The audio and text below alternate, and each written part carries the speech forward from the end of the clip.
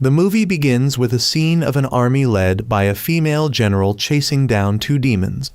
Although the demons put up some resistance, they are eventually cornered and forced to leap off a cliff. The general, noticing a town ahead, worries that the demons might head there, so she leads her troops to investigate.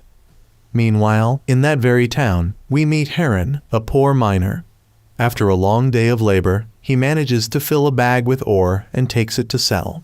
However, the buyer only offers him 2 coins.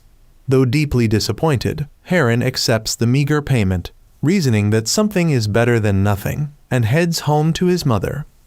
On the way back, he hears a noise by the roadside. Grabbing a torch, he investigates and encounters the female general, Alexia, who is also an investigator. She asks if he has seen any demons passing through, but Heron hasn't. Alexia and her troops move on, continuing their pursuit.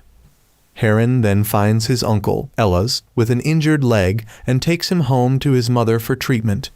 While fetching water to clean the wound, Heron spots a young woman nearby. However, upon approaching, he discovers that she has been gruesomely sliced in half. A demon suddenly appears, forcing Heron to confront it. The demon hurls an entire stone pillar at him, but Alexia arrives just in time to save him. The demon manages to free itself from Alexia's holy spear, prompting her to draw her twin swords. Although the demon's skin was extremely tough, it was not entirely invincible. Alexia still managed to wound him. However, he grabbed one of her swords and hurled her to the side. He then threw the sword back at her, but Heron rushed forward and pressed a burning torch against the demon's face. In just a second, the demon vanished. Determined to eliminate the threat, Alexia orders her troops to comb the area. They eventually capture a cloaked figure. In front of the townspeople, Alexia reveals that the cloaked figure is a demon. She presses a heated iron against him, causing his demonic form to emerge. Alexia explains that these creatures belong to a cult that defies the teachings of the gods and seeks power through demonic means. She executes the demon, but the other one remains at large. Back at home, Heron ponders how a person could transform into a demon. His uncle Elas recounts the ancient battle between Zeus and the Titans. When the final Titan fell, it cursed the world. Its blood seeped into the ocean, birthing colossal monsters and reigniting the gods' war. Many gods perished, but Zeus struck a deal with 2 of the creatures, convincing them to betray their kin. With their help, the gods managed to seal the monsters away. Their souls were locked in a cauldron by Hermes, while their bodies were cast into the sea. The cauldron was guarded by a divine mechanism created by Hephaestus to prevent the monsters from ever escaping. However, over time, one of the Titans' corpses washed ashore and was discovered by a human. The darkness within the corpse corrupted the man's mind, transforming him into a demon. More people were drawn to the corpse, consumed by its evil, and became demons themselves. The gods, unwilling to intervene, wanted humanity to grow strong and face these demons without relying on divine aid. That evening, Elas gifts Heron and his mother a rabbit he had hunted for their dinner. The next morning, the demon's corpse is burned. Alexia approaches Heron and invites him to join her army to fight against the demons. However, Heron declines, citing his responsibility to care for his mother, as the townsfolk had abandoned them. He feels no obligation to protect people who left him and his mother to fend for themselves. Heron begins packing, planning to leave the village with his mother. But the villagers, suspecting Heron's mother of being a witch, gather outside their home. They claim the constant dark clouds since her arrival are proof of her witchcraft. The mob demands to brand her with a heated iron to confirm if she is a demon. Heron, prepared to fight anyone, fiercely defends his mother. The villagers hesitate until the village chief orders them to attack one by one. Alexia happens upon the scene and observes Heron's bravery. Meanwhile, Heron's mother, desperate to protect her son, grabs the heated iron herself and presses it against her hand, proving she is not a demon. Later, Heron reflects on the events and decides to follow Alexia. Elas advises him to climb the mountain nearby, where a rose bush grows. Beneath it, he will find enough ore to forge a powerful sword. Heron later embarks on the journey as instructed. At this point, we know that Elas is actually Zeus in disguise. Ares confronts Zeus, questioning why he is interfering in the mortal realm. Zeus defends himself, stating that the laws he established prohibit gods from directly participating in battles, but offering guidance is not against the rules. However, Zeus explains that his involvement is limited to helping Heron because he believes Heron is destined to lead humanity. Years ago, Heron's mother was the wife of a certain king. During childbirth, she instructed the midwife to keep a particular matter secret. When the first child was born, the king examined him, saw that the baby had his eyes, and was delighted that this was his son. But suddenly, a second child was born, this one with blue eyes.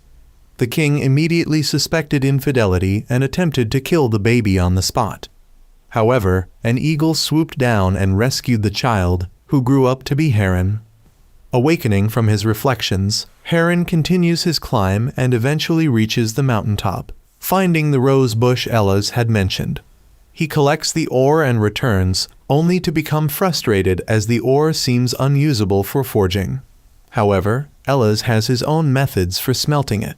Heron shares a vision he saw in a dream, which Elas explains pertains to creatures created by the god of dreams. These creatures remind humans of things they have forgotten.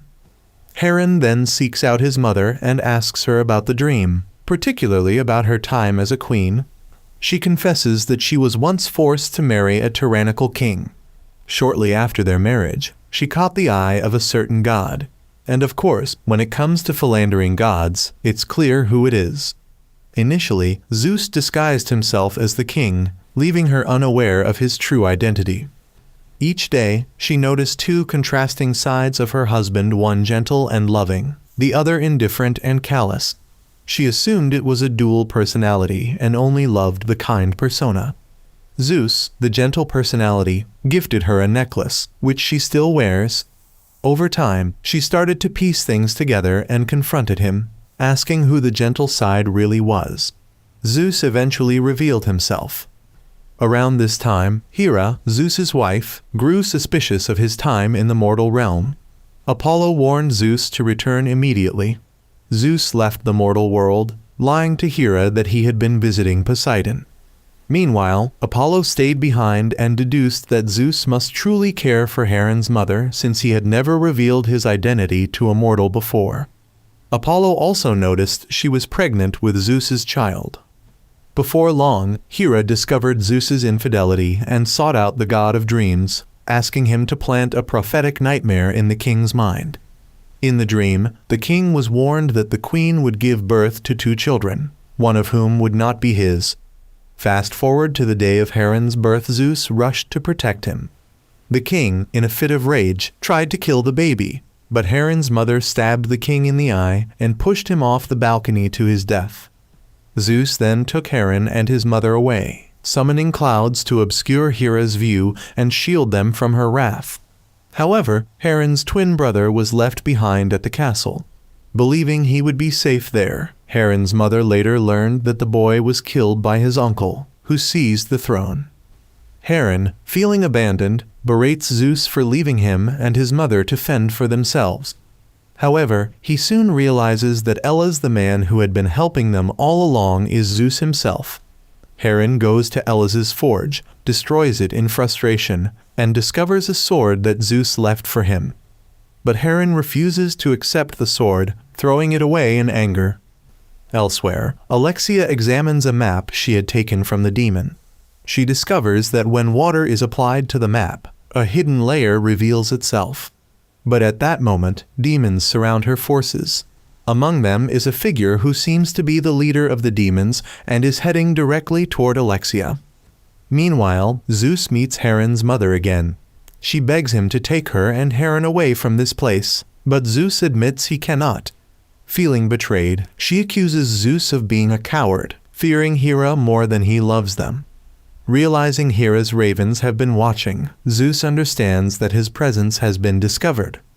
Meanwhile, Alexia's troops were completely slaughtered by the demons, But the commander of the horde realized Alexia had escaped with the map. He ordered his minions to track her down. The demons unleashed their hounds to pursue her. Elsewhere, Zeus personally approached Heron, begging him for forgiveness. However, no son could forgive a father who had abandoned his mother and him to suffer, while standing idly by. Zeus left after being rejected. Shortly after, Alexia appeared, followed by the three-headed hound Cerberus. At the same time, Ares was sparring with Apollo and Hermes. Despite taking on both at once, Ares was effortlessly holding his ground. Suddenly, Zeus arrived, unleashing a bolt of lightning to interrupt the fight. He accused Ares of revealing his affair to Hera. However, Hera intervened, stating she had always known and didn't need anyone to expose Zeus's infidelities. Hera chastised Zeus, claiming he never truly loved her and only enjoyed chasing mortals. His constant escapades on Earth had made him a laughingstock among the gods. She reminded him how she used to defend him, telling the other gods to remember his former heroism. But now, Zeus had become nothing more than a joke. Even as viewers, we couldn't help but see Zeus as comical. Hera's frustration was completely justified. Since when had Zeus become so afraid of his wife? In an attempt to assert himself, Zeus warned Hera not to harm Heron and his mother. But it was unlikely Hera would listen. She turned away, and upon seeing Hermes arrive, she mockingly remarked that yet another of Zeus's illegitimate children had appeared. Hearing news that Heron was under attack, Zeus ordered dark clouds to obscure his view so he could monitor from above, refraining from intervening directly. Heron and Alexia had returned to Heron's home, but his mother was nowhere to be found. Meanwhile, Cerberus had caught up with them. Alexia tried to hold off the beast while Heron fired arrows from a distance. Cerberus proved incredibly resilient, charging forward and knocking Heron aside. Alexia distracted the creature long enough for Heron to drive a wooden stake into one of its heads. However, 2 heads remained, and the horde of demons began swarming the mountain. Hermes, now manipulating the clouds, cleared them to brighten the sky. Heron's mother and the townsfolk, sensing danger, started to flee. Meanwhile, the demons began descending the mountain. Alexia mentioned a mining tunnel that could serve as an escape route, so Heron set about preparing for an evacuation. He triggered a rockfall he had prepared earlier, crushing part of the demon horde. Cerberus, undeterred, tore off its injured head. Heron and Alexia made their way back to the city. Alexia instructed her soldiers to begin evacuating the townspeople, but Heron was determined to find his mother first. While searching, Heron was ambushed by the demon commander, who hurled a spear at him. This spear could return to its wielder, catching Heron off guard with a second attack. Zeus, observing the battle, guided Heron to dodge the attacks and advised him to flee instead of fighting. Heron fled, eventually tripping over an oil barrel. Thinking quickly, he spilled the oil and set it ablaze to kill off some demons. Meanwhile, the village elder decided to sever the escape route by cutting the ropes to the gate. However, Heron managed to leap through in time, scaring the elder away. Heron's mother, climbing toward the mine, found herself blocked by the demon commander and Cerberus. Faced with demons ahead and the 2-headed hound behind, she and an elderly woman took shelter in a nearby barn. The demon commander, introducing himself as Raphim, demanded to know who ruled the village. When the elder stepped forward, Raphim recognized his surname as part of a royal noble family. Raphim revealed his hatred for nobles, pointing to a scar on his face caused by them. He demanded to know Alexia's whereabouts. One of his minions and Cerberus caught her scent, making Raphim lose interest in the elder and killing him on the spot. As Raphim and his forces tracked Alexia, she tried to hide, but was discovered by the demons. Zeus intervened, creating a dense thicket to mask her scent from the hounds. Seeing this, Hera decided to intervene. She sent a gust of wind that carried Alexia's scented scarf directly to the barn where Heron's mother was hiding. Zeus, realizing the danger, wanted to rescue his mortal lover. But Hera summoned Poseidon to prevent Zeus from interfering with mortal affairs. Heron's mother now stood face to face with death. Zeus, aware that his own rules constrained him, realized that stepping in to save his lover would pit him against all the gods allied with Hera. Rapham confronted Heron's mother, demanding Alexia's location. She genuinely didn't know, but the elderly woman beside her tried to cover for her. Rapham immediately speared the woman to death. Heron arrived just in time, rushing in to save his mother, but his mortal strength was no match for Rapham. The demon noticed the hatred burning in Heron's eyes and remarked that hatred gives humans strength. Rapham offered Heron a choice: join him or die. However, deciding that killing Heron outright was too easy, Rapham instead chose to murder Heron's mother right before his eyes. Zeus realized what was happening too late. Poseidon, though sympathetic and wishing to help his brother, reminded him that rules were rules. Hera, on the other hand, appeared smugly satisfied. After killing Heron's mother, Rapham took the necklace that Zeus had once gifted her and left with it. The next morning, Alexia emerged from her hiding place and was confronted with a devastation. She found Zeus mourning over Heron's mother. He informed Alexia that the person she was seeking had been captured, and it was now up to her to rescue them. Zeus placed 2 coins over the deceased woman's eyes as a parting gesture. Hermes arrived, taking the soul of Heron's mother, so she could see Zeus one last time before being escorted to the underworld. Hermes summoned Charon, the ferryman of the underworld. The spirits of the unburied, unable to cross the river, began to appear. Charon drove them away and asked Hermes whom he was ferrying. Hermes handed over the coins and instructed Charon to ensure Heron's mother was treated with the utmost respect, lest the wrath of the god of thunder befall him. Charon escorted Heron's mother and allowed her to see someone before crossing. She chose to speak with Heron. Offering her final words of advice, she faded away. Heron reached out for her, only to narrowly avoid being bitten by the 2-headed Cerberus. Heron questioned those who had been captured about Rapham's whereabouts. They revealed he was still chasing Alexia. Meanwhile, Alexia, pursued by Rapham, leaped into a stream to evade him. She hid in a cave behind a waterfall, but was eventually cornered. To Rapham's shock, Alexia transformed into Hera. Hera revealed Rapham's past through visions. To his disbelief, Rapham learned he was the twin brother of Heron, the son of the king from long ago. On the day of their birth, their uncle had cast Rapham into the sea. A servant, moved by pity, rescued and raised him. However, during their escape, the servant hid with Rapham in a cave, only to encounter a bear. The servant prayed to Hera, who tamed the bear. Rapham survived by drinking the bear's milk and lived among the bears and his foster mother for years. One day, the cruel children of his uncle discovered Rapham's existence and began hunting them. They slaughtered the family of Rapham's foster mother's sister to gather information. When the hunters came for Rapham's foster mother, he fought back, killing one of the noble children. This prompted a chase. The bears joined the battle, but just as Rapham believed he could save his foster mother, one of the nobles killed her and gouged out Rapham's eye. 2 bear cubs were slain as well, but the mother bear charged in and killed the remaining attackers. The noble responsible for the atrocities managed to escape. Rapham left the forest, swearing vengeance. He taught himself to kill to survive and eventually tracked down the noble. Finding him reveling with a woman, Rapham stabbed him from behind and used the very dagger the noble had once wielded to take everything from him. Rapham drove the dagger into the noble's left eye before fleeing. He was pursued relentlessly and eventually fell from a cliff, swept away by the waves into a cave where he discovered the corpse of a titan. Tempted by whispers, he consumed the titan's flesh, transforming into a demon. Rapham used the spear he had taken from the titan's corpse to slaughter 12 soldiers pursuing him. When only 3 remained, they surrendered and were accepted as his subordinates.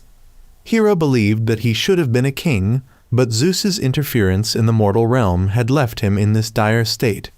She revealed everything to him, including the harrowing truth of how he had unknowingly killed his own mother. In the end, Hera's goal was for Rapham to rise up and challenge Zeus, the one responsible for his plight. At the same time, the group accompanying Heron had been captured and was being escorted onto a ship to be enslaved. Meanwhile, Alexia had arrived at the village of the centaurs, seeking Chiron, a wise centaur who could help her decipher a mysterious map. Upon meeting Chiron, Alexia presented the map, and he explained that it could be interpreted using a star chart. That night, Chiron used the map and aligned it with the stars, successfully decoding it. However, a group of demons, anticipating her arrival, had already positioned themselves to ambush her. Chiron, unwilling to risk the safety of his people, betrayed Alexia. When Alexia resisted, Chiron deliberately spilled a bowl of mud onto the map, then trampled it before handing it over to Raphim. Chiron wanted to keep Alexia there, but he was threatened with the lives of his people, so he reluctantly handed her over to the demon. Meanwhile, Heron and his two companions sitting nearby were devising an escape plan. Raphim, after capturing Alexia, killed a weak subordinate who had previously lost an arm in a fight with Alexia. Raphim then went to see Hera. She instructed him to destroy the sword Zeus had crafted for Heron and to kill Heron on her behalf. Raphim departed and visited Heron's former home, where he searched through the place to learn more about Heron's biological mother. While exploring, he began searching for the sword and soon found the blade Hera had mentioned, a sword capable of cutting through nearly anything. Impressed by its immense power, Raphim decided to keep it for himself. As for Heron, he noticed that the demons escorting them were preparing to stop and refuel, so he decided it was time to act. Before making his move, Heron asked his two companions their names. The man in blue introduced himself as Evie, and the other was Kofi. When the time came, the three pretended to need to use the restroom. Evie and Kofi argued and caused a commotion, prompting a demon guard to angrily send them back to their spots. However, this distraction allowed Evie to steal the keys from the demon guard. Evie handed the keys to Kofi, who began unlocking his restraints, while Heron kept the guard distracted to prevent him from noticing.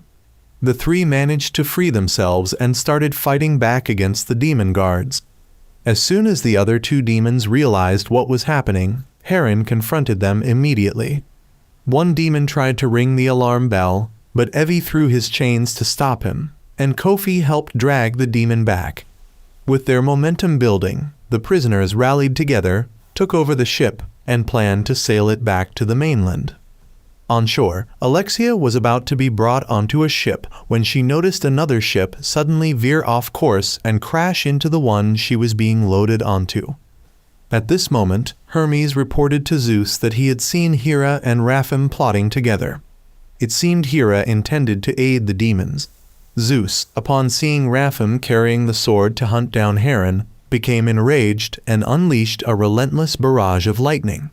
The lightning strikes severely damaged the ships, causing explosions and chaos on the water. Taking advantage of the chaos, Alexia managed to escape.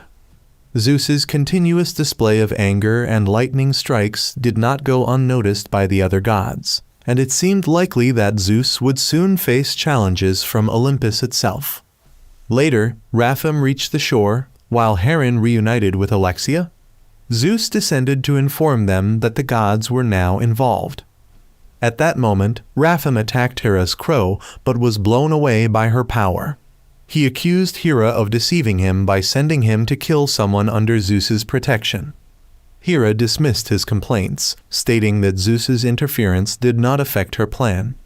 However, Raphim declared that he refused to be her pawn any longer. Hera promised to grant him the position of the uncle he despised the most, but said he needed to find her the Cauldron of Shadows first. Since he could move freely, unlike her, this was his task. Meanwhile, Heron told Zeus he did not need his help, but Zeus insisted on aiding Heron at all costs. Zeus then instructed Alexia and Evie to guide their people through the labyrinth to find the body of the Titan and burn it, as this was the only way to weaken the demons. He reassured Alexia that the map would soon return to her, so she should not worry too much. Zeus then summoned a griffin for Heron to ride and flew off.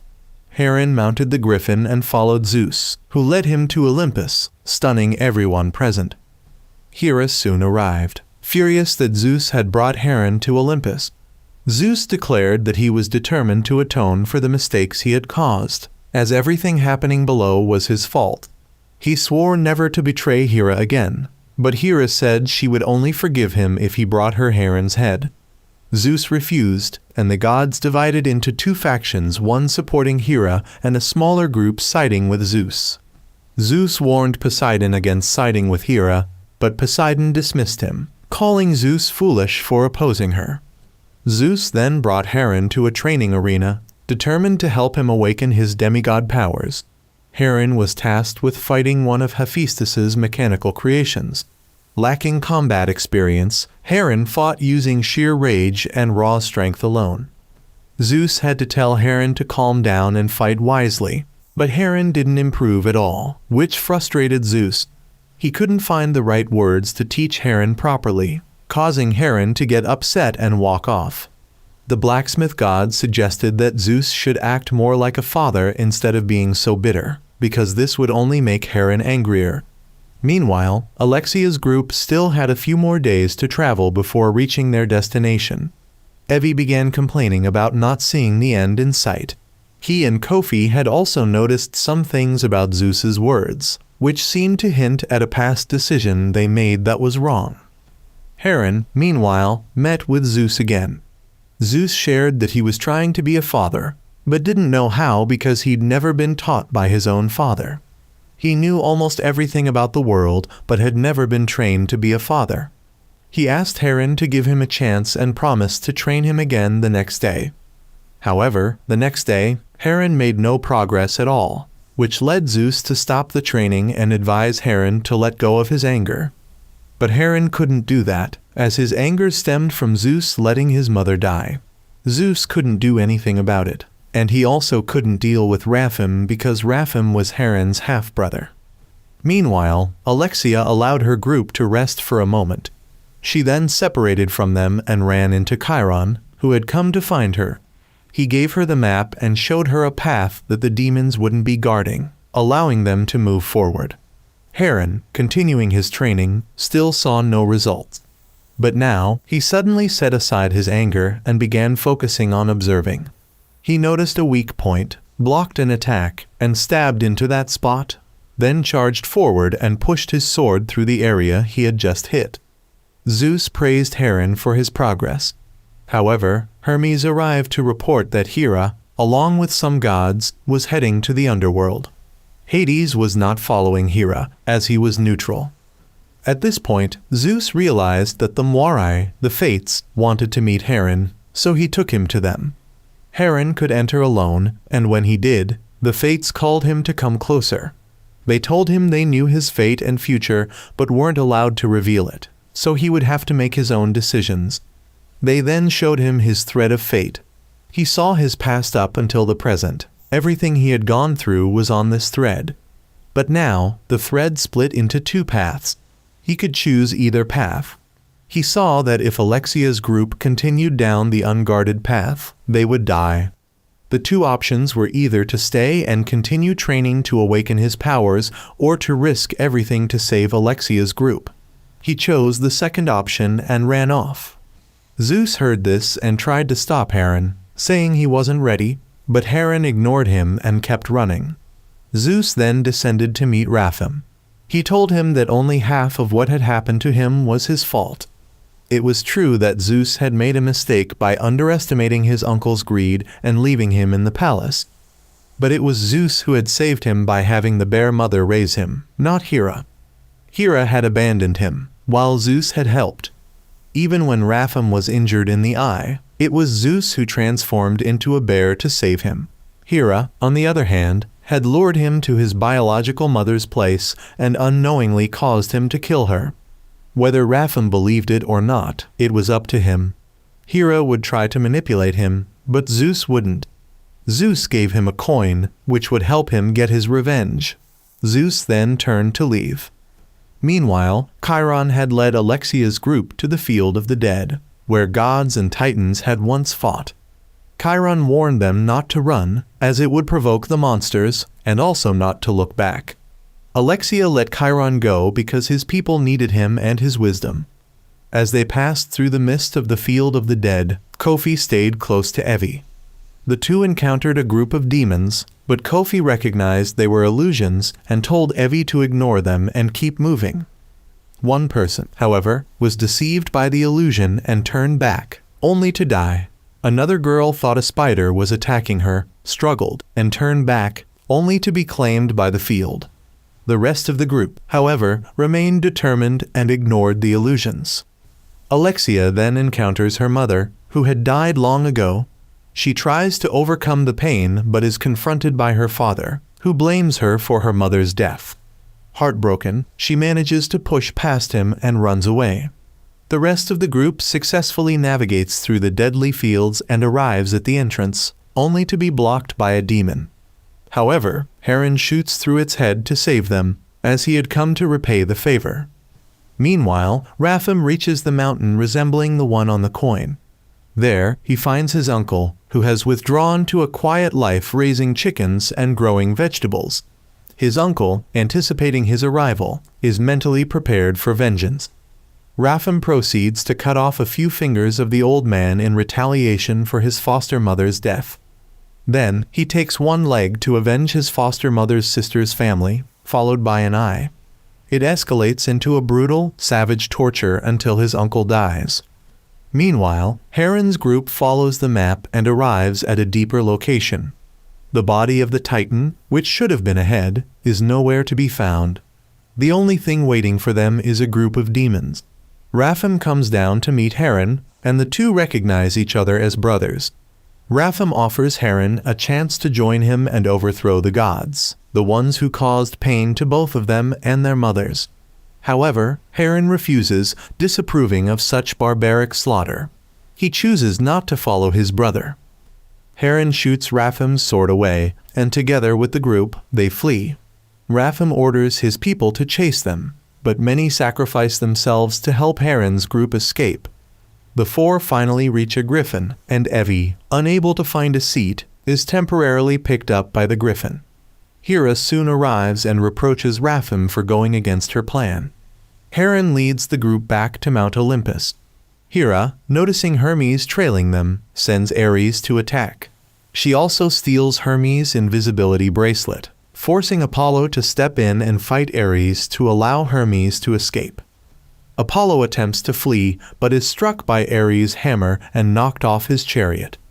Ares then lands a blow on Apollo, throwing him into the sea. Meanwhile, Rapham flies across the ocean and finds a crack in the earth. He dives down and locates the Pandora's box, which contains the souls of the Titans.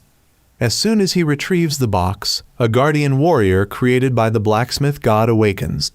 Rapham throws his spear, but the warrior knocks him aside. Nevertheless, he still has a sword capable of cutting through anything, even Zeus' creations. He strikes the warrior's leg, charges, stabs its eye, and grabs the box, making his escape. Hera appears to seize the box and releases the souls of the Titans. Zeus hears of Hera's madness from Hermes and is suddenly stabbed in the neck by Hermes. However, the real Hermes arrives shortly after, revealing that it was actually Hera who had taken Hermes' form to stab Zeus. She leaves, and Zeus is gravely wounded, falling unconscious. The threat from the Titans draws ever closer, but Zeus, weakened by his injury, cannot fend them off. Meanwhile, Hera blocks the Titans' path, commanding them to listen to her. Any Titan who opposes her will have their soul trapped in the box. The leader of the Titans halts his comrades and listens to Hera. She demands that they kill Zeus, and the seas will once again belong to them. Poseidon, witnessing this, quietly leaves. Zeus uses his thunder to stop the bleeding, and at that moment, Poseidon arrives, bringing Apollo with him. Zeus immediately understands that Poseidon's appearance means Hera must have promised the Titans control over the seas. Now, they need to find Pandora's box, and Zeus has a plan. Hera is currently focused on him, so he will act as bait to distract her. Whoever is stealthy enough should retrieve the box. Hermes plans to go, but Heron believes that Hera will be most wary of Hermes. Therefore, Heron volunteers to find the box himself, reasoning that Hera won't expect this. Hermes is hesitant, unwilling to entrust the world's fate to a mortal. However, Zeus believes in Heron because he is his son. The warrior robots of the god of the blacksmith then also set off to prepare for the defense of Mount Olympus. The soldiers had already begun to prepare their armor and weapons, and Alexia along with others were doing the same. Apollo had come to find Heron and gave him a divine bow and arrow set. He, too, was a bastard child like Heron, so he had no disdain toward him. At that moment, the giants appeared, coming here with the gods who opposed Zeus. Evie and Kofi confessed that both had made a great mistake in the past, specifically regarding the demons Alexia had been hunting. Both had sold the bodies of the giants to them. Heron believed that now was the chance for them to atone for their sins. Zeus's army opened fire by shooting cannonballs down below. Hermes dove down, creating a vortex that swept through the demon army below, and Zeus's soldiers immediately followed to engage in battle. However, they were run over by a Titan, while the rest were defeated by Ares and Hera's forces. Zeus then summoned a thunderbolt and signaled for Heron to begin his mission. Heron's group hid inside cannonballs, which were fired down without anyone noticing. The group landed safely, and Heron shot a golden arrow into the air to signal Zeus to narrow the firing range. The Titans were getting closer and began to break through the Olympus Dam. A flying Titan was circling in the air, lifting Zeus's soldiers. When the dam broke, Poseidon used the water to wash away the Titans. Zeus then dove into the water and used his electric powers to push the Titans and demons sinking in the water back. But as soon as the two brothers exchanged a glance, they were immediately attacked. Heron's group had infiltrated the demon camp and began searching. However, they couldn't find the location of the box. Suddenly, Heron heard something and suspected that he had found the box's location. He then rode a griffin into the sky and spotted Hera's crows watching the box. Hera, at that moment, was only focused on Zeus. He warned her that the Titans would betray her, but she didn't care. She threw a pile of stones at Zeus, which he immediately responded to with a thunderbolt. As a result, the crows dropped, allowing Heron to easily chase after the box. However, Rapham and several Titans noticed Heron and the box and immediately changed their target. The leader of the Titans seized the opportunity to bite Hera. He intended to tear her apart, forcing Zeus to come to her rescue. But as Zeus saved his wife, the Titan immediately grabbed him. Heron was also captured by Rapham. After capturing Zeus, the giant intended to crush Hera. At that moment, Zeus signaled Hera, and with that signal, he unleashed a devastating attack on the Titan. However, Zeus was also injured from the attack. Hera, reaching out to grab the remaining piece of Zeus, was struck by a spear thrown by Rapham, severing her arm. She then fled with the crows, while Rapham now had what he wanted: the bracelet of Hermes to control the box. He confidently declared himself the ruler. Ares was defeated, and Hermes rushed to help, but was also captured by the Titan. Apollo was sucked into the air by the flying Titan, and Poseidon could no longer struggle. However, Kofi rushed to seize Rapham and threw the box toward Heron. Kofi was thrown immediately afterward, and Heron caught him. Alexia climbed onto Rapham's mount and took it down, causing Rapham to fall to the ground. But he threw his spear at Alexia. She blocked it with her shield, but the force of the throw was so strong that it sent her flying. Heron rushed in, repeatedly punching Rapham's face to avenge Zeus. However, he was soon captured by Rapham and thrown aside. The Titan locked Heron by the neck and retrieved the spear. Heron struggled to hold the spear but eventually decided to release it, allowing the spear to stab into his body. But he pushed the spear through himself, impaling Rapham as well. Rapham struggled to pull the spear out, but after a while, he managed to do so. However, Heron held on to him and began calling down thunder, striking Rapham with lightning. He was completely defeated, but the Titan who had previously been sacrificed by Zeus was still alive. He swung his arm to attack Heron, but Heron dragged Rapham's body to the box and successfully sealed the Titans once again. Not long after, Heron woke up to find that his brothers had come to visit him. They told him that Zeus was very proud of him, and they were as well. Heron then went outside to check and saw that the gods were rebuilding Olympus. Alexia and her group were safe, and at that moment, Raphim woke up in a dark place. He reached out to retrieve the spear, but a god appeared and told him that he had used his weapon very well. The god introduced himself as Hades and explained that this was the underworld, where he was waiting for Raphim. It was far worse than anything he could imagine, but Hades could save him from this fate if Raphim helped him in return. Specifically, Hades wanted Raphim to pledge allegiance to him. This marked the beginning of Part 2. Hades, tired of the horrors in the underworld, decided that he would join forces with his wife, Persephone, to take Olympus and change the order among the gods. He released 3 shadows to scout Olympus. The story then takes us back in time to the battle between Hera and the Titans against Zeus. The 3 shadows of Hades infiltrated from the side of the battle. As Hermes created a vortex, the shadows hid in the dust and smoke to advance.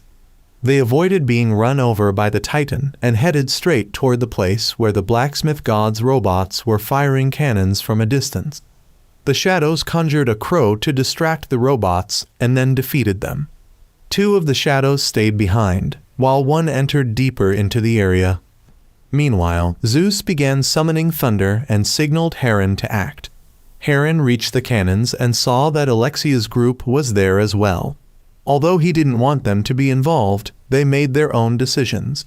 Alexia admitted that she had seen his potential, just like the students that the centaur Chiron had trained. Zeus then took out a ring and asked Athena and his sister Hestia to retrieve a divine stone and deliver it to the goddess Gaia. Hera must never get her hands on it. While it was risky to carry the stone, Zeus trusted only Athena and Hestia. At the same time, the shadow who had advanced earlier sneaked into a secret temple. Unfortunately, he triggered a trap and was attacked by a series of stone statues. He used his ability to remain hidden to avoid the statues' attacks and made it into a safe area. However, he couldn't open the door to the stone. Hestia, holding the ring, arrived to open the door and entered. The shadow attempted to assassinate her, but he saw Athena approaching and withdrew. Hestia, sensing someone behind her, had the shadow evade her sight. She then read the command aloud to open the door and touched the divine stone. As soon as she made contact, the stone reacted violently, forcing her to wrap it up and carry it away. She exited the temple and met up with Athena. The 2 of them began their journey as they saw the flying titan starting to suck up people from below. The 3 shadows immediately gave chase, and when the opportunity arose, they began attacking. However, Athena stepped forward, raising her shield to protect Hestia. Hestia fired flames at the shadows, but they were quick and agile, dodging the flames. Above them, the flying titan was drawing closer, and Athena quickly searched for a way to guide Hestia safely. The titan was sucking people up very closely, and with the shadows behind them, their escape was becoming more difficult.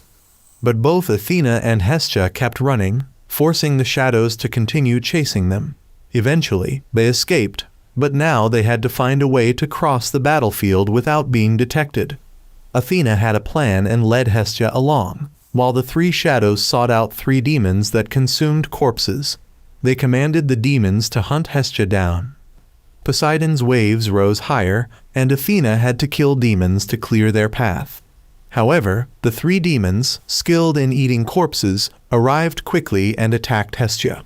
She responded by unleashing fire, but the demons were not mindless. They knew how to dodge. They coordinated and managed to steal the divine stone away from her. Hestia clung to the divine stone, but the 3 shadows were not in a hurry to act. As Hestia struggled to keep the stone, she suddenly saw Zeus unleashing his power to defeat the Titan.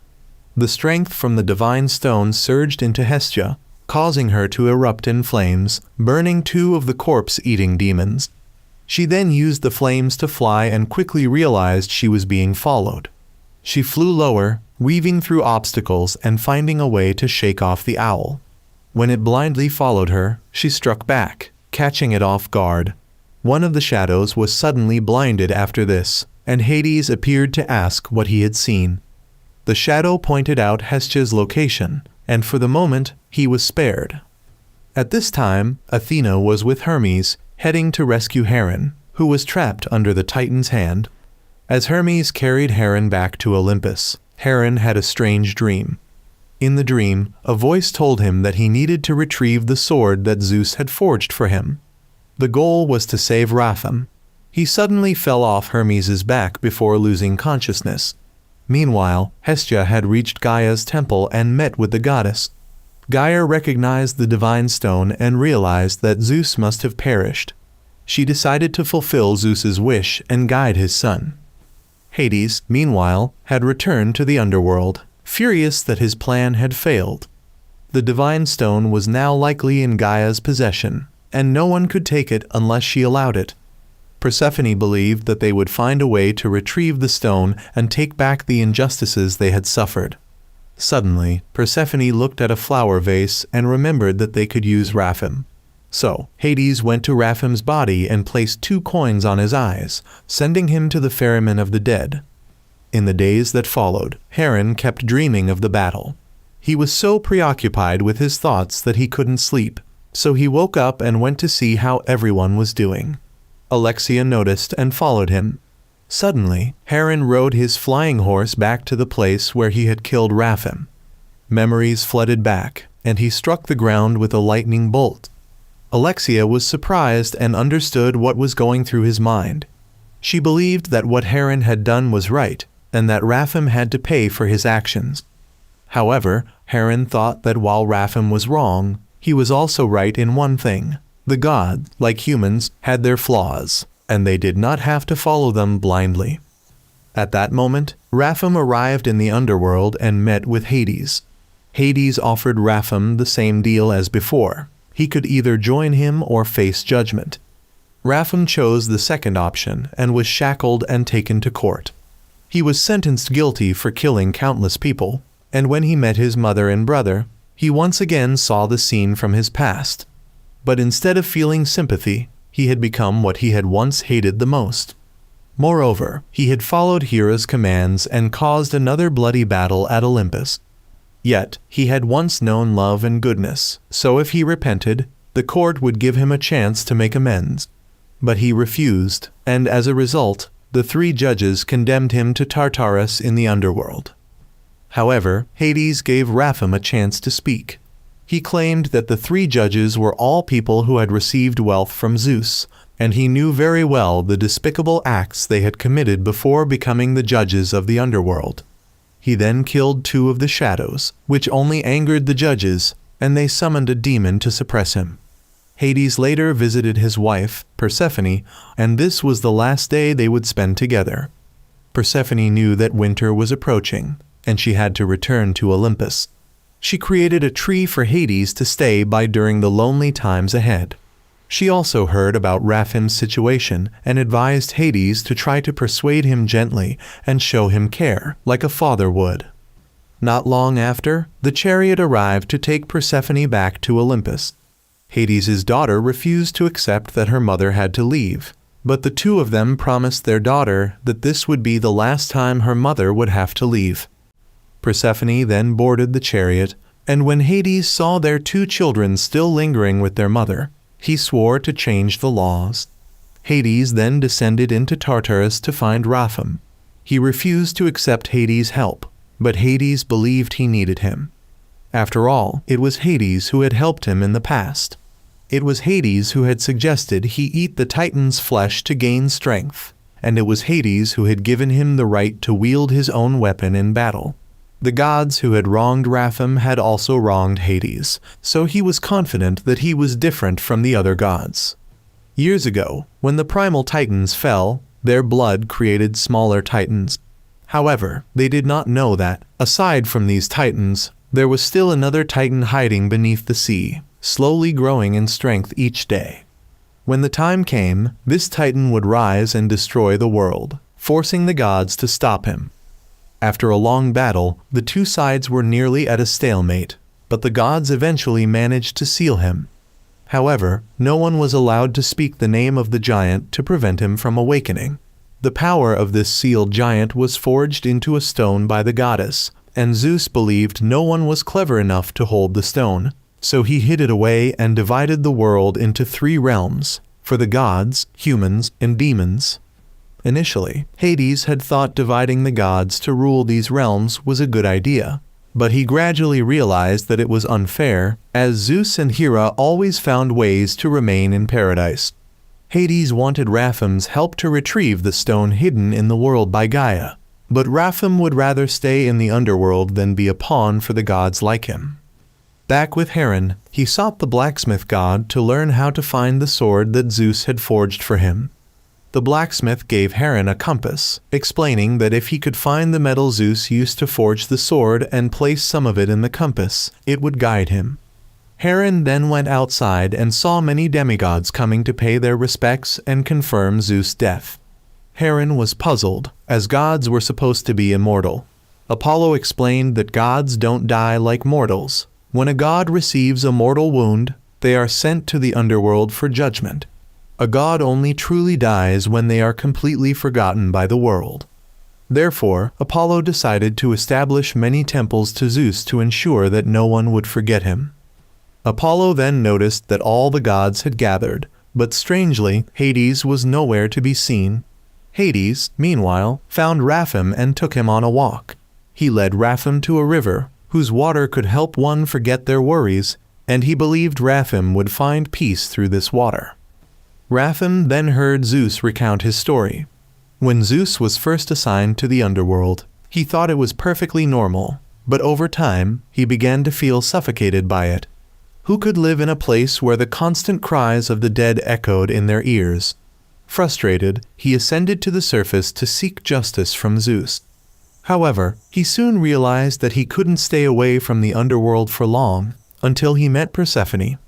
She was the reason he chose to endure the pain and remain in the mortal world. But he knew that her mother would never accept him, for a goddess who brought light to the crops would never be compatible with someone who lived in the dark underworld like him.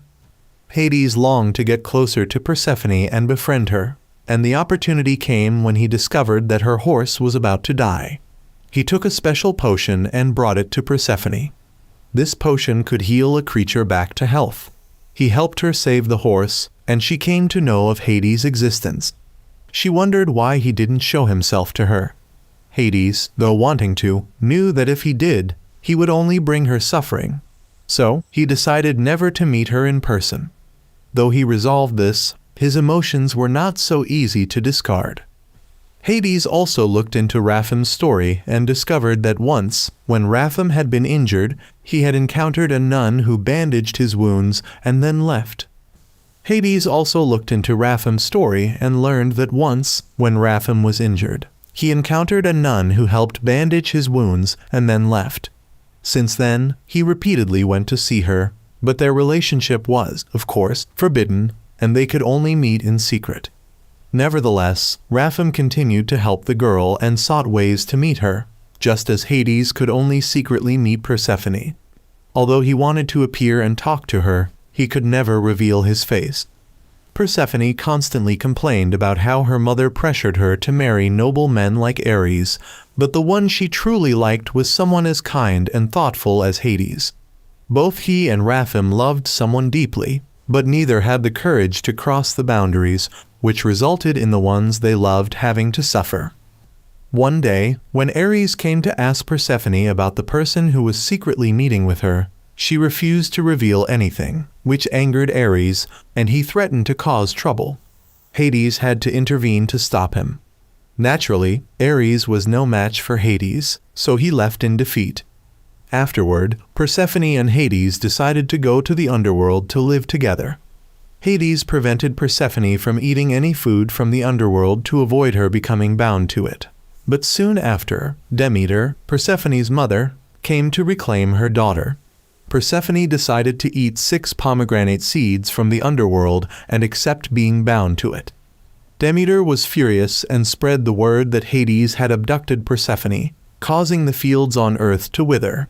Zeus decided that Persephone would spend 6 months with Hades and the other 6 months with Demeter, giving rise to the phenomenon of fields being covered in snow for half the year. Hades grew tired of seeing his wife and children suffer due to their separation every spring, so he wished to change everything. He then showed Raphim the woman he loved, who was stuck on the other side of a river because she couldn't afford to pay the ferryman. That day, she had given up her life as a nun to run away with Raphim and start a new life. She had advised him to abandon his desire for revenge, but 2 days later, he found the man who killed his mother, and blinded by hatred, he broke his promise to the girl. We all know what happened next. He became a demon, and the girl ended up in the underworld. Raphim wanted to know what had happened to the girl, but Hades believed that even if he knew, it wouldn't change what had already happened.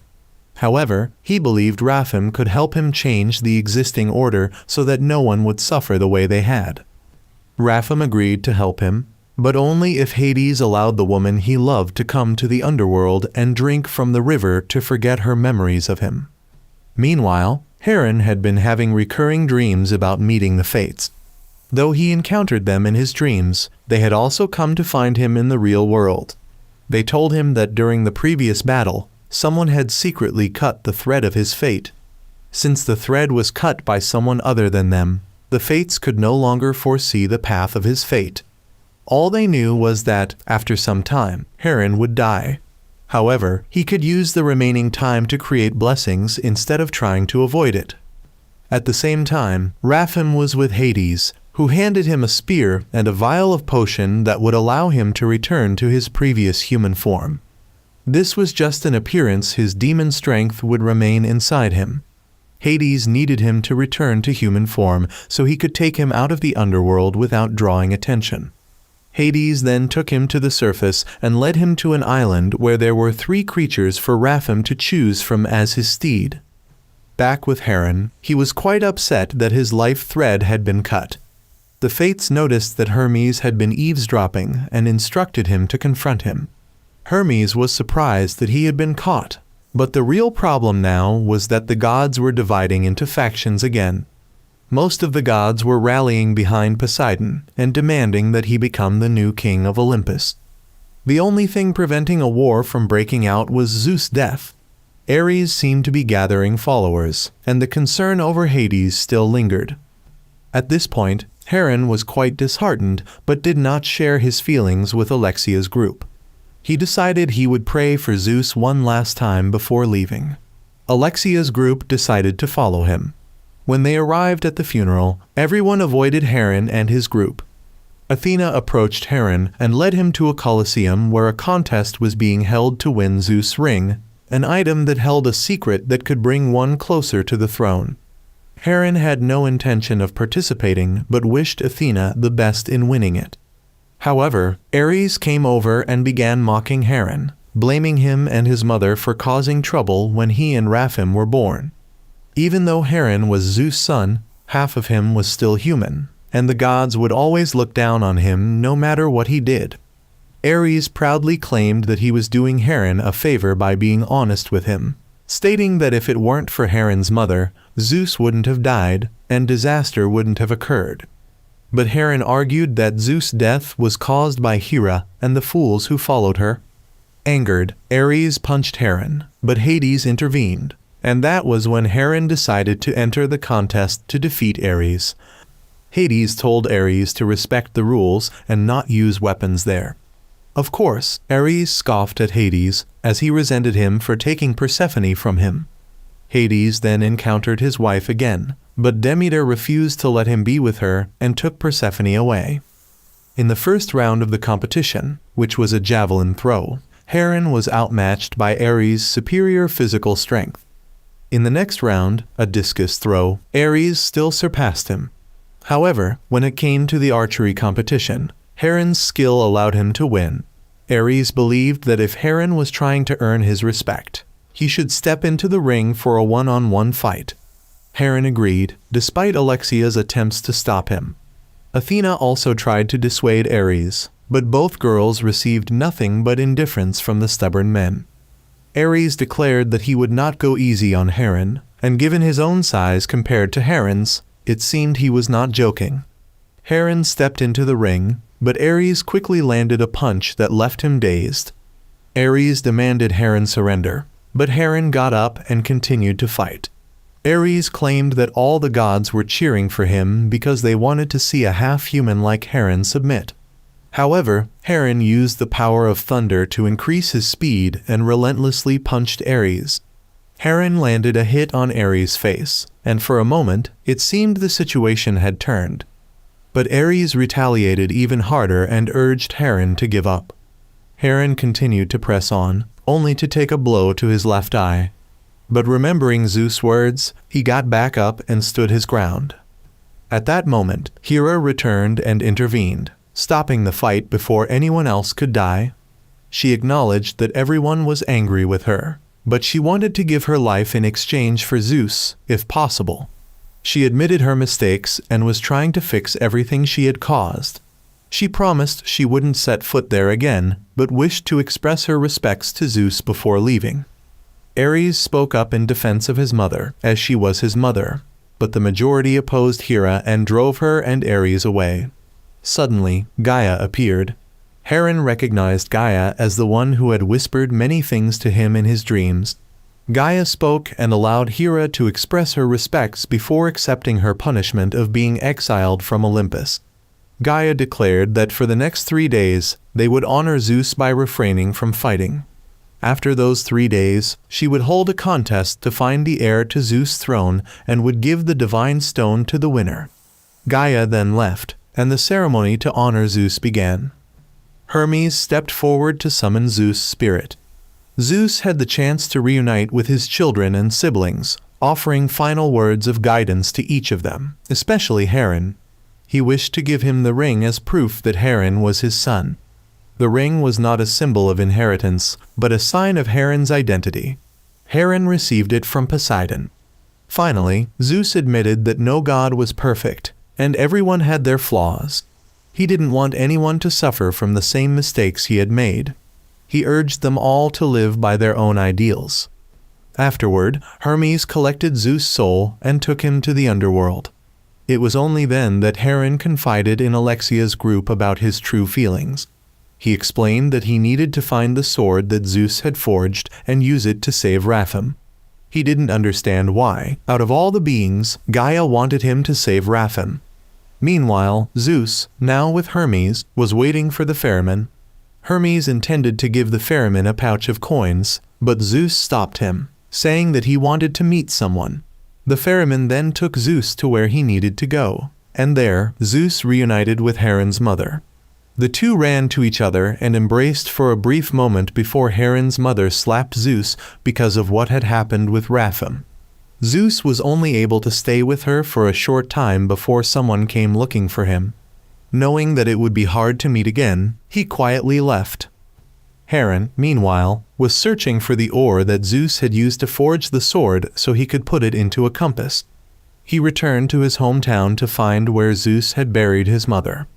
The currency in this area had once been made from that same metal, and Heron had given his mother a few coins before the events at the start of the story unfolded. However, neither he nor Alexia knew where Zeus had buried his mother. Heron and Alexia returned to Heron's old house, where he discovered a secret chamber beneath the fire pit, and the key to it was Zeus' ring. He decided to go down alone. Meanwhile, Zeus had been brought to the underworld's court. He was regarded as a valiant warrior who had led many battles to victory, but his womanizing was a stain on his life that he could not justify. However, Hades still had something to say. He pointed out that when the realms were divided among the 3 brothers, Zeus was not fair. When it came time to draw lots for the stones representing the realms, Hera had intervened and helped Zeus draw the divine stone. Although Zeus knew this, he accepted the arrangement to rule over Olympus. Hera didn't deny it but admitted that it was her fault. However, she believed she had done the right thing. Despite Zeus wanting a fair division, he had defeated the king of the Titans, and everyone knew that Zeus deserved to be king of Olympus. Hera did not accept that Zeus had become king simply by chance. Poseidon also agreed with Hera's plan and did not deny it. Meanwhile, Heron had reached the end of the tunnel, but found only a message left by Zeus. It read that Heron would be the demigod who would bring true peace to the skies and the earth. He would be the one to defeat the demons, and time would reveal the answers to the questions he had. However, time was something he no longer had much of. At that moment, Evie discovered a trail of blood and went to investigate. Heron then returned to the surface and told Alexia to follow him to the mountain where he had mined the ore years ago. Suddenly, the group saw Evie going somewhere and followed him, discovering several bodies nearby. Meanwhile, Hades advised Hera to stop defending Zeus, as Zeus had never loved her. Before coming to the underworld, Zeus had visited Heron's mother. Hades believed that the reason Zeus never brought Rapham back to Heron's mother was because Zeus still harbored resentment for Rapham being the son of the king he despised, and that's why he let Rapham suffer. Zeus did not deny this, admitting that he saved Rapham, but could not bring him back to his mother. Although Zeus had regrets, the truth was that the scale of his wrongdoings was heavier, and he would have to suffer punishment in the depths of Tartarus. Meanwhile, Heron encountered Hermes, who told him that the group had been attacked by ghouls. Zeus' death had caused the demons to stir, no longer following the old order. Hermes also reminded Evie and Kofi that one of their allies had escaped the island, but they had left her behind. Evie knew that he had to deal with his personal matters, so he parted ways with the group. However, Kofi chose to stay with Heron, which shocked Evie. He tried to convince Kofi to leave, but it was in vain, so he decided to go on alone. Not long after, Hades guided Rapham somewhere, but Rapham had his own business to attend to, so he broke away from Hades. Rapham later sought out a giant who was known for devouring humans. This giant guarded the passage through the mountains, allowing only those who could answer his riddle to pass. However, Rapham was there not to answer the riddle, but to exact revenge, for this giant was the one who had killed the priestess he loved. Years ago, while Rapham was a fugitive for his crimes, the priestess had wandered into the giant's territory and encountered him as he was about to kill a man. The priestess intervened, offering to answer the riddle in the man's place.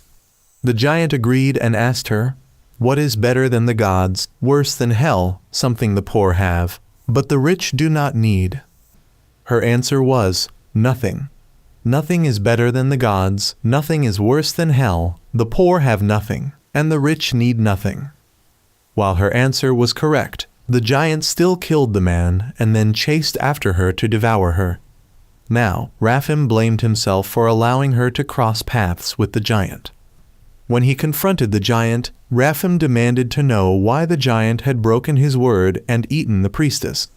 The giant replied that it was simply his nature and duty to do so.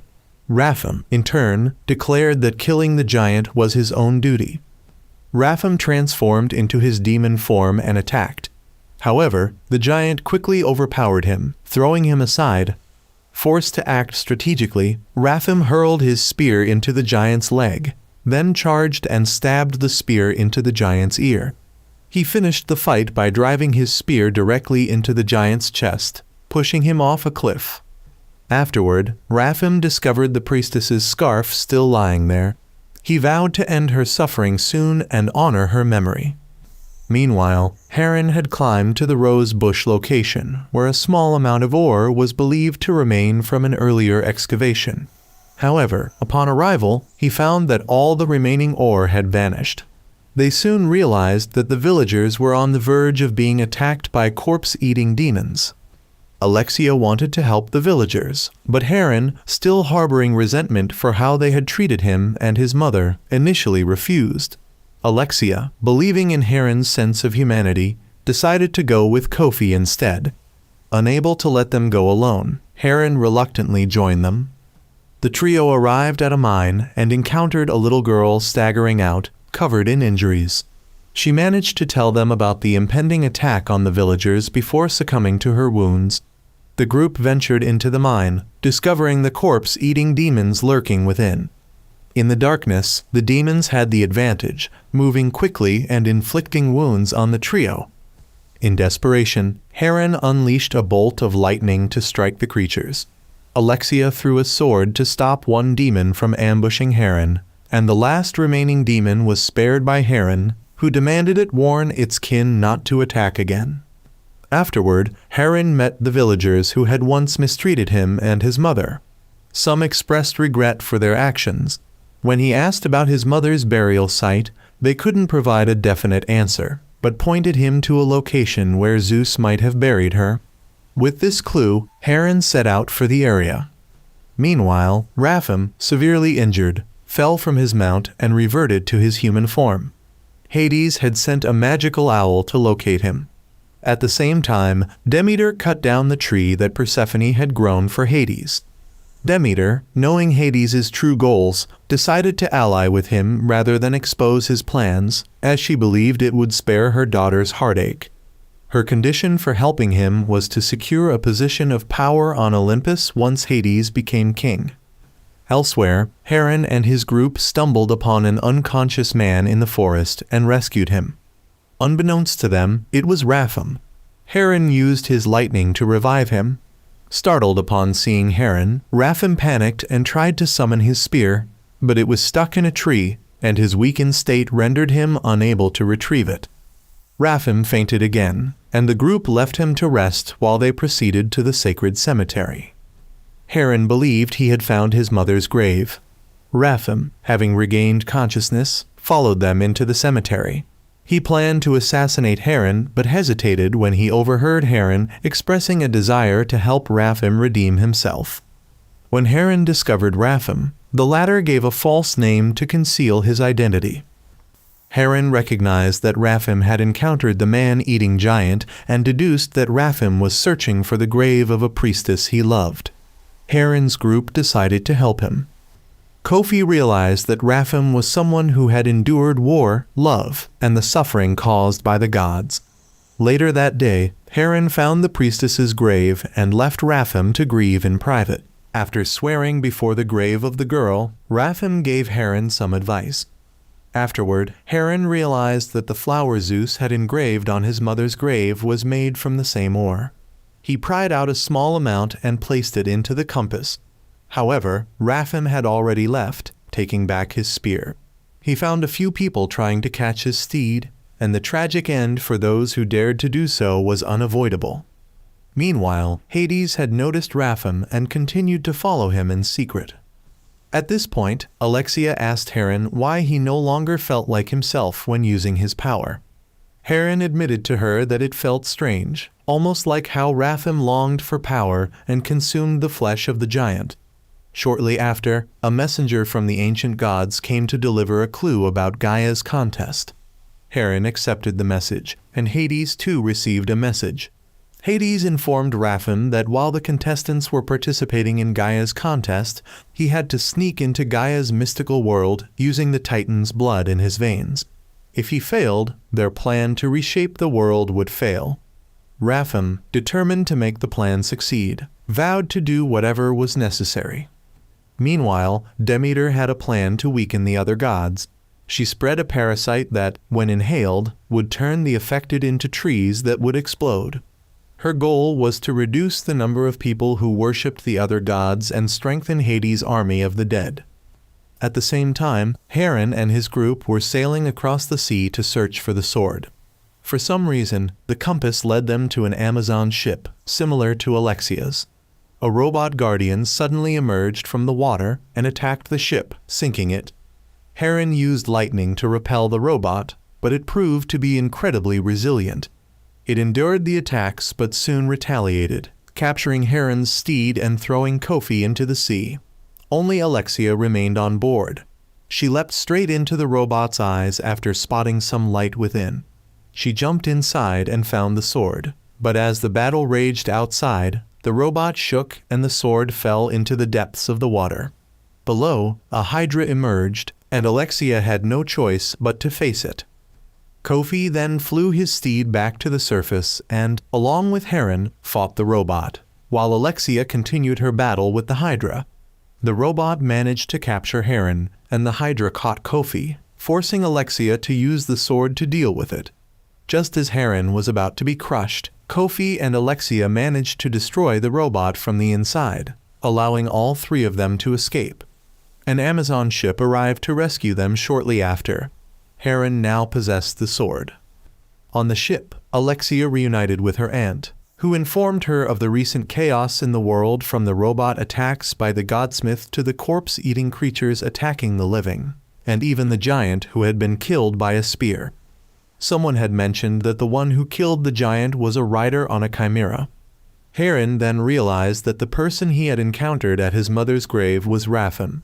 It seemed that Hades had helped Rapham escape from the underworld, as Zeus had once revealed that it was Hades who had led Rapham to devour the giant's flesh. Rapham's fall into darkness due to his hunger for power was his own doing, and Heron did not want to become like him. It also appeared that Hades was after the divine stone, and their task now was to prevent Rapham from obtaining it. Alexia then shared her own background. She explained how her mother had died early, and her father, harboring resentment, had abandoned her. She had become a warrior to make him regret his decision. Meanwhile, Heron's siblings Hermes and Athena discovered that Hades was scheming something. Hermes rushed to investigate, but he was caught in Demeter's poisonous gas, forcing him to retreat. Athena went to inquire with Persephone about Hades' intentions, but Persephone remained silent. She told Athena to do whatever she planned, but warned that if Athena acted on her intentions, Persephone would act in kind. Rapham then reached the gate that led to the world where Gaia had hidden the divine stone. He sneaked in and sent 3 shadows to distract the guards, while he approached and poured the river Styx water into their drinking water. This water would cause them to fall into a trance, nearly forgetting reality. After the shadows escaped, when the guards returned, the sun was made to shine intensely, forcing them to drink. After just 1 sip, they lost consciousness completely, though they still stood firm with headaches. Rapham then approached them himself, pretending to be a nobody.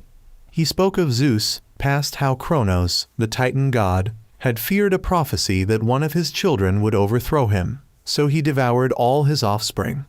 However, Gaia and Zeus' mother worked together to switch the children, allowing Zeus to survive. Gaia took Zeus into this separate world to raise him and teach him how to fight so that one day he could defeat Kronos. This gate could only be passed by Gaia and her Titan children. Rapham then entered and told the guards that if anyone asked, they should say that nobody had entered.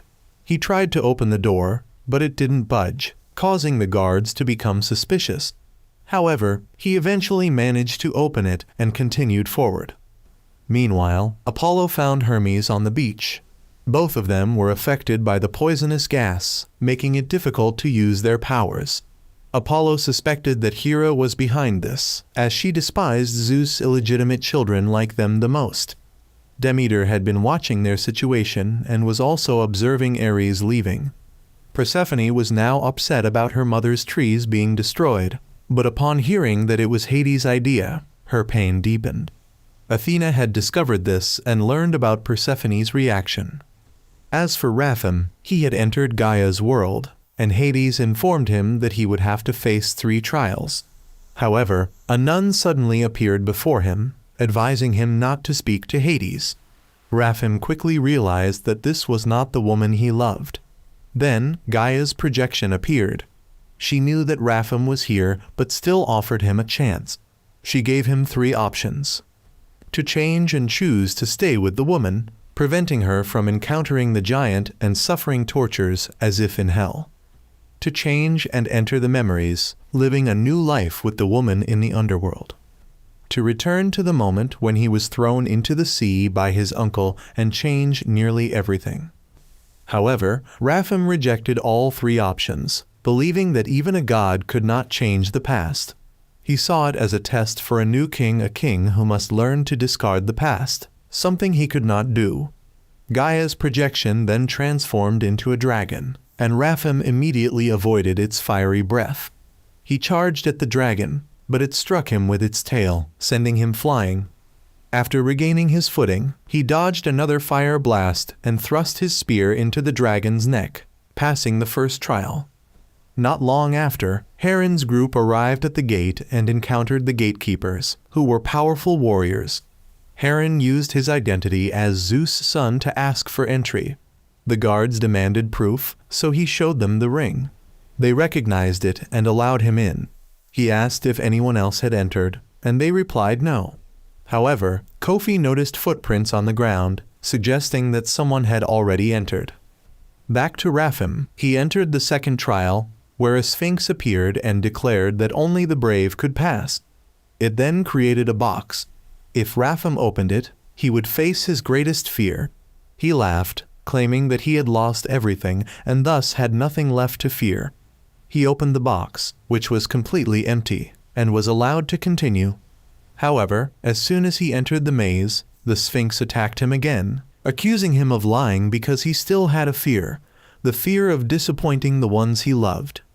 Meanwhile, Heron knew that Rafim had entered before him. The guards insisted that he prove himself by opening the door on his own. Rafim had succeeded in doing this, so he was recognized and allowed in.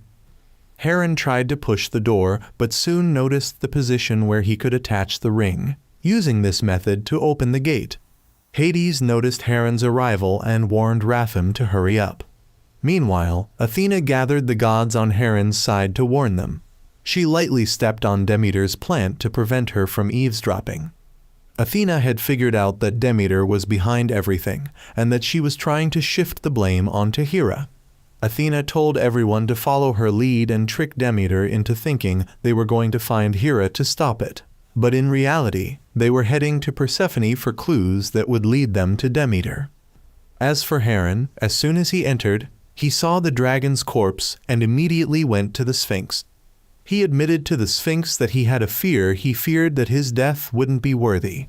He then opened the box, and the Sphinx told him that his answer was only part of his fear.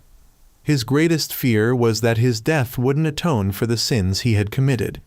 If he hadn't thrown away the sword forged by Zeus, he would have had a weapon to fight Rafim, save his mother, kill Rafim, and prevent the war between Olympus and the Titans. Furthermore, Zeus would not have died. The Sphinx then allowed him through because he lacked nothing in courage.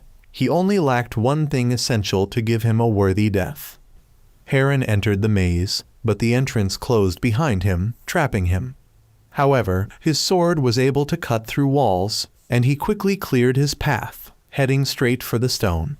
Gaia appeared, and while she was willing to give him the stone, the rules still had to be followed. She would present him with one final challenge and offered him a piece of advice. Both he and the gods needed to learn forgiveness. Heron believed that Zeus and his mother's deaths were because he couldn't forgive Rafim, but Gaia told him that he needed to forgive himself. Now, the question was who would be chosen, Heron or Rafim? The two of them faced each other again, and Rafim explained that his help to Hades was to save the woman Heron had seen at the graveyard. He was willing to endure the torments of hell, but he had to save her first. Rafim threw his spear at the bird guarding the stone. It flew away, and Heron tried to save it, but the gate of heaven opened, and the bird was struck by Rafim's spear, crashing down after flying out of the cave. Hades' army arrived, and Ares did the same. Athena and her group were also there with hostages to pressure Hades. Hera had to intervene and stop the three factions from preparing to fight. She tried to convince them not to make the same mistakes she had, but Hades rejected the injustice he had suffered for so long. Hera had no choice but to withdraw, and the battle began. The factions charged, and Hades threw his spear at Athena. She dodged, but the spear returned and dragged Persephone with it. Rafim and Heron raced to grab the stone, but the warriors tried to stop Rafim. Hermes dove down to seize the stone, gaining strength from it and running faster. Hades turned to target Hermes, and a wind goddess created a storm that pursued Hermes. He ran to give the stone to Athena, but the storm pushed him away. The stone fell before Ares and Rafim. Rafim dashed to get it, but Ares swung his hammer down. However, Heron saved Rafim's life, only to be bound by Demeter's vines. The stone went back to her. Just then, Poseidon entered the fray, tossing the stone toward Heron. A shadowy figure tried to ambush Heron, but Rafim repaid him for saving his life earlier. Rafim took the stone and created a storm of lightning, scattering anyone who came at them. Ares tried to charge in but was struck by lightning. Now, Heron had enough power to defeat Hera and take revenge for everything that had happened. Rapham tried to provoke Heron into attacking Hera, but Heron remembered Gaia's words and chose to forgive Hera. But forgiving did not mean weakness. He wanted everything to return to its original state and asked Hades to fulfill his promise to Rapham. Hades gave Rapham a vial of potion to meet his beloved. Though it was with great regret, Heron declared that the people of Olympus must return to Olympus. Poseidon returned to the sea, and Hades had to return to the underworld, as this order had kept the world in balance for so long. However, Hades, blinded by the power of the stone, took advantage of the situation and struck Heron with a blow. Gaia was furious and decided to destroy everything. She believed that Zeus was the one who started the mistake by being unfaithful, which then led Hera to escalate that mistake to a greater degree. And now, Hades, by sneakily attacking a noble hero, had crossed the line. Gaia decided to call upon the strongest Titan who was sealed away, leaving it to wreak havoc and destroy everything. She shouted the name of Typhon 3 times, and the stone began to crack, releasing a burst of energy. The destruction that awaited the gods was yet to come, but that will have to wait for the next part of the film, which will be released in the future. For now, farewell.